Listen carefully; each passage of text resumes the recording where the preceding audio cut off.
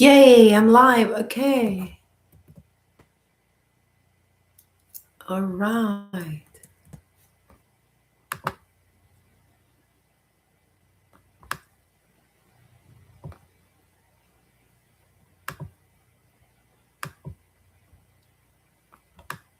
Hold on 1 second. Hang with me. Technical difficulties.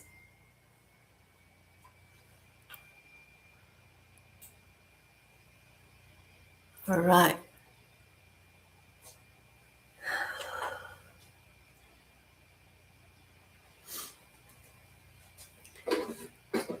Record.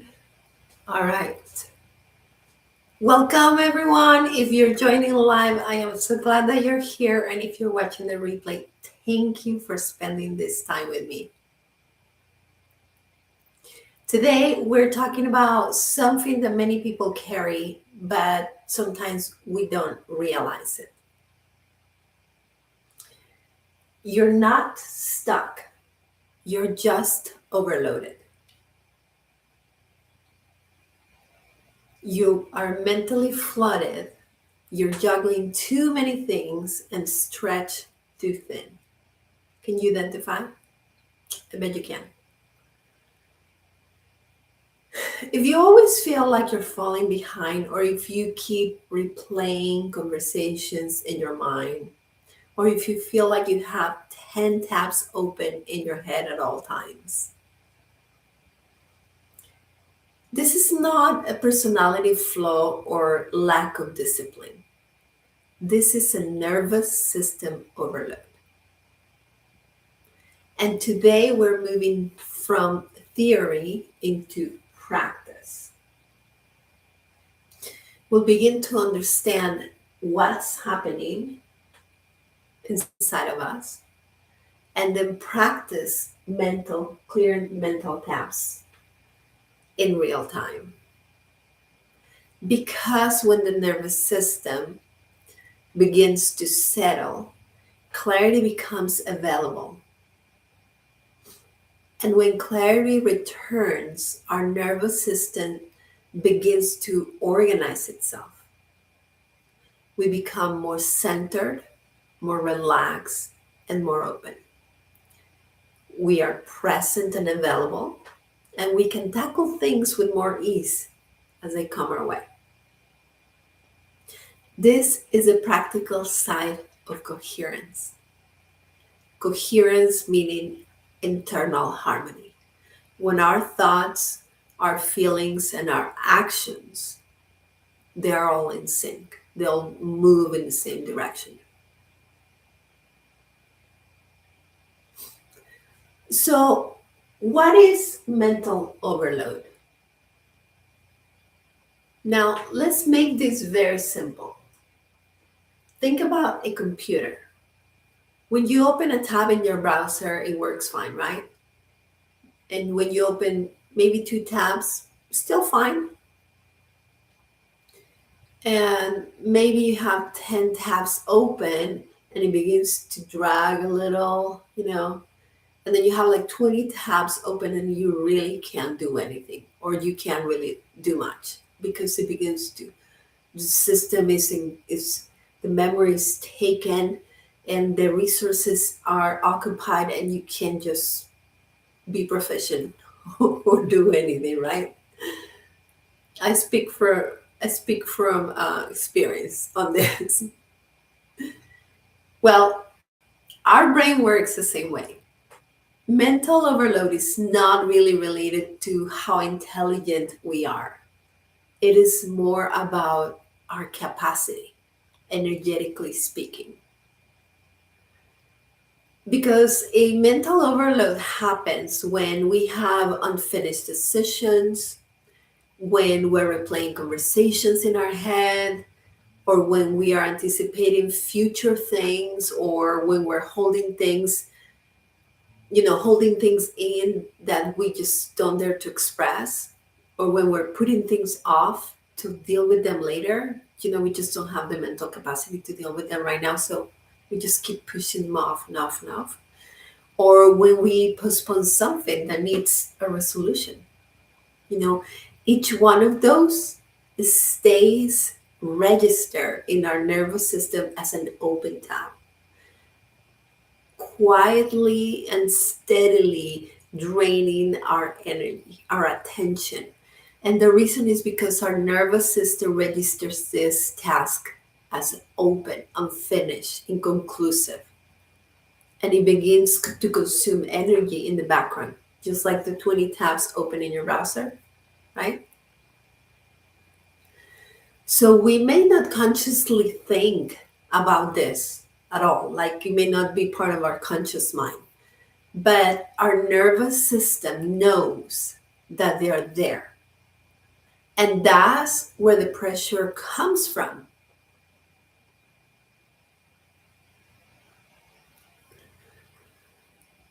So let's pause for a moment and take a slow breath.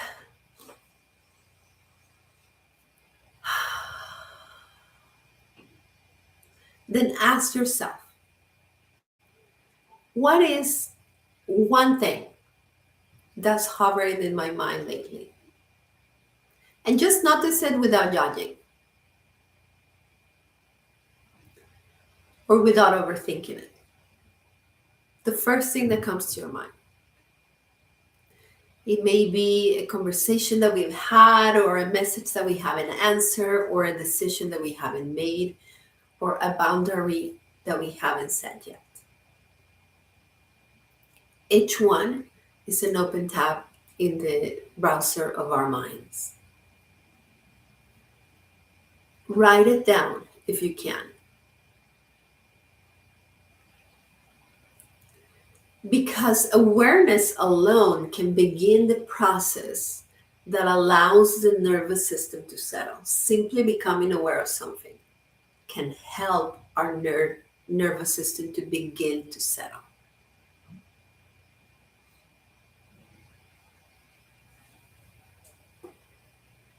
Now, what are open energy loops?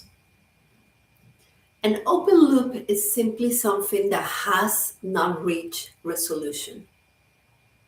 And resolution doesn't mean a dramatic action, it doesn't mean like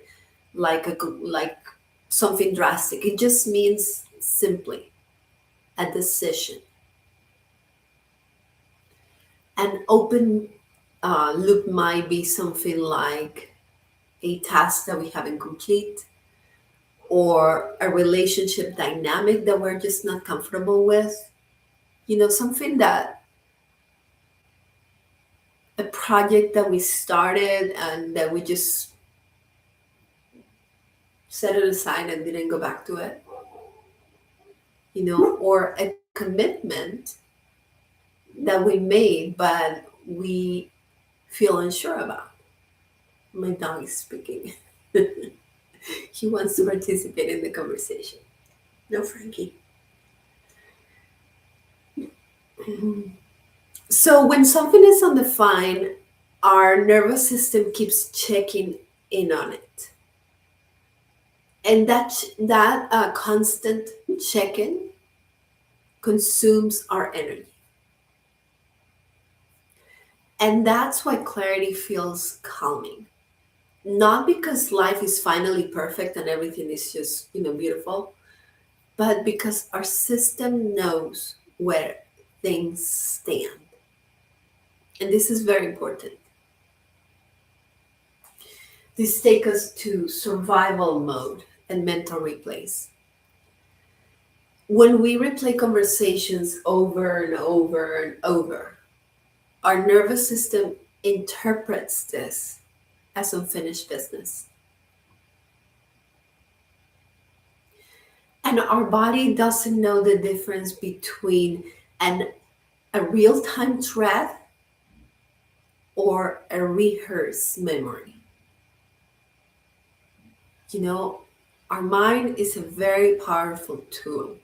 It does not distinguish between something that's actually happening or a memory. It just registers it as true. That's why mindset work is so important. But that's a topic for another day.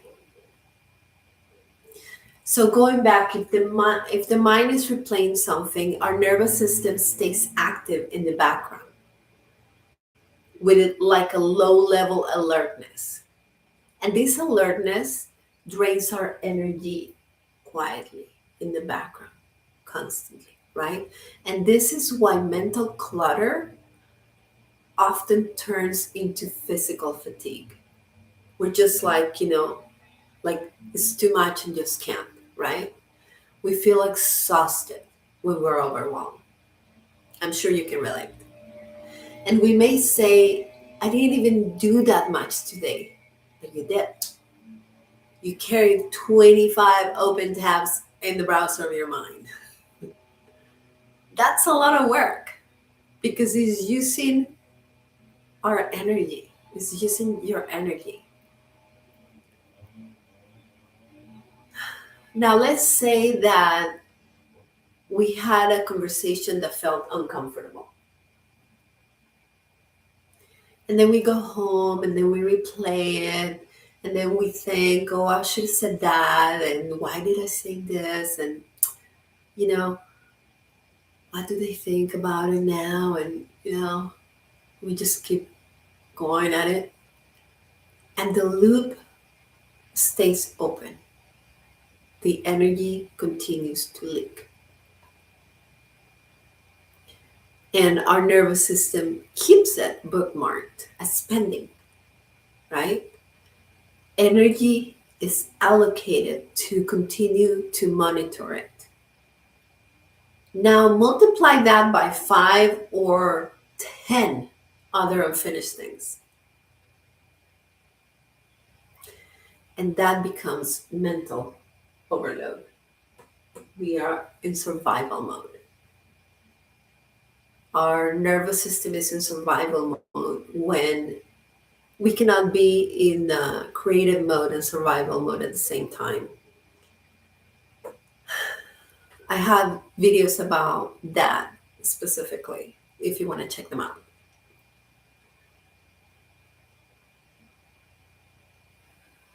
I'll go ahead and link them in the comments in the description. So let's do a quick exercise. Defining the loop. Let's work with the tab that you identified earlier. And then define it in one sentence. And instead of saying, for example, I feel stress, you can say, I haven't decided whether I am going to continue this commitment or not.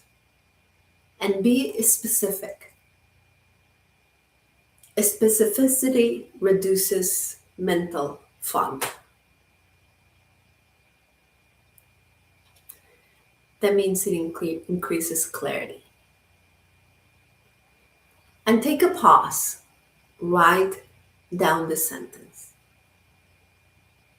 And then notice how that feels. The nervous system prefers something more specific versus something vague.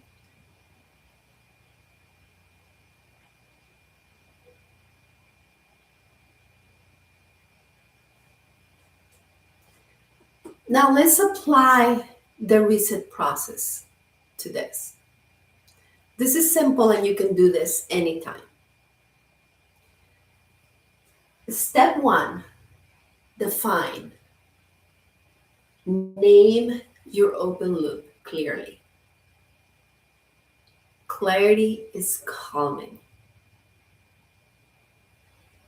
Then decide what the next visible action is, not the final outcome.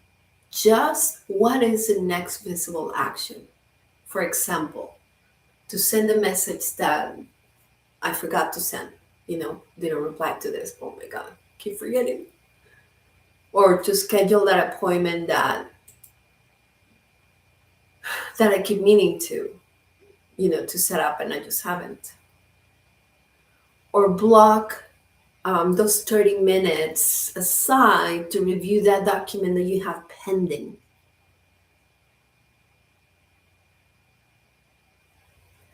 Or simply name a pause and decide to revisit something in 2 weeks. As simple as that. Just decide what the next action is. The small defined actions can help reduce pressure.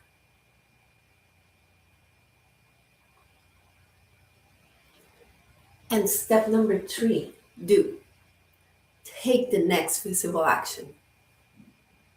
We either complete the item or formally schedule it for a later time, for a later time. And then our nervous system can begin to relax, because if it is vague, it floats, it hovers, it's an open tab creating an energy leak, consuming our energy. But if we define it, then we close a loop, restoring that energy. Let's pause again and ask yourself, what is the smallest action that will move this forward? What is the smallest action that will move this forward? Write it down.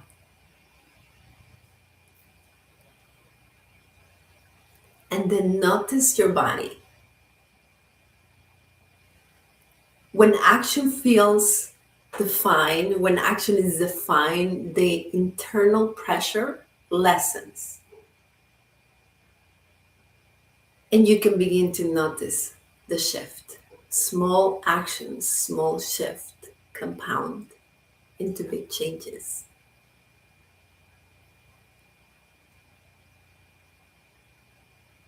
Now let's change the question. Instead of asking, what should I do next? You can ask, who am I becoming?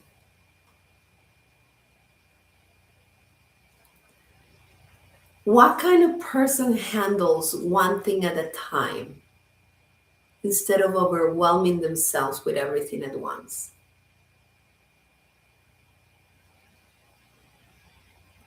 Am I the kind of person that handles one thing at a time, or am I the kind of person that overwhelms myself with everything, trying to do everything?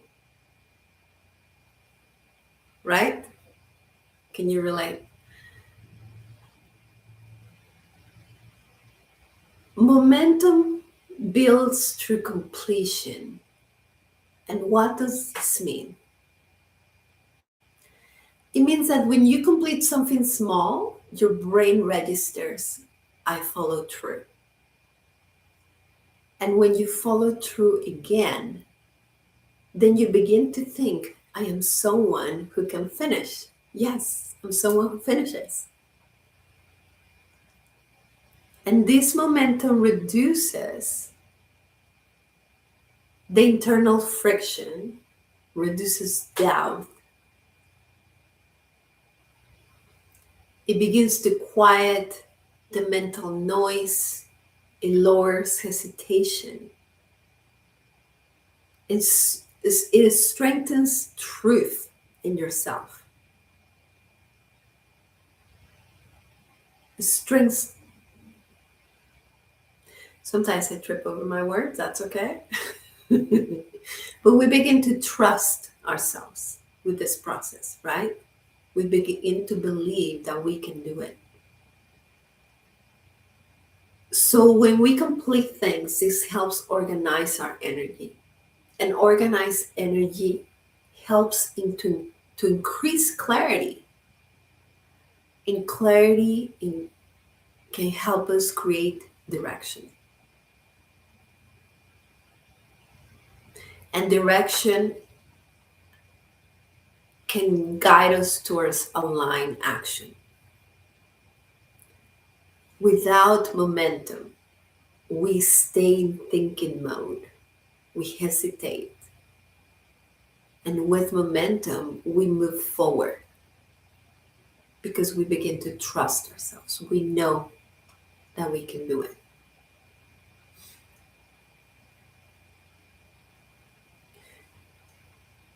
Momentum helps settle the nervous system because it replaces uncertainty with proof. And this proof can build safety, and safety builds creativity, and creativity opens possibility.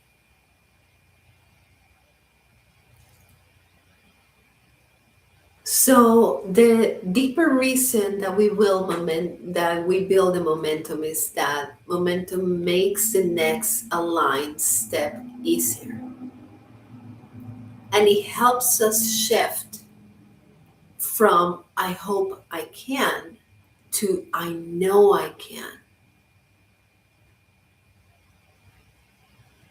And this rhythm will build self-trust. So you're not stuck.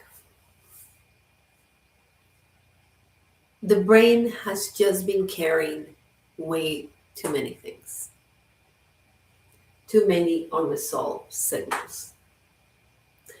And when the nervous system settles, clarity becomes available.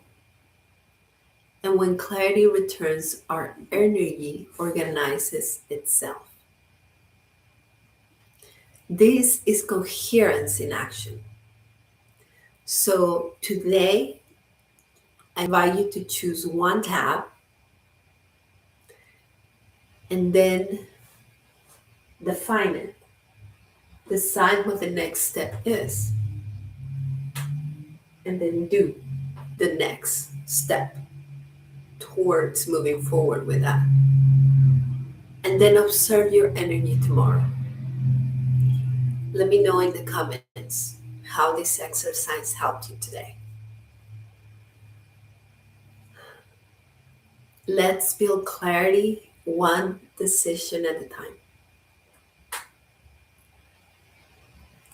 And if you're ready to organize your energy and rebuild steady momentum, I invite you to join my community, Align Abundance School. That's where we do this type of work together. We learn to identify open loops, define actions, and reset our nervous system one step at a time. And if you like my topics, I invite you to subscribe to my channel. Please share with me what resonated the most with you today. And I thank you for being here. Until next time.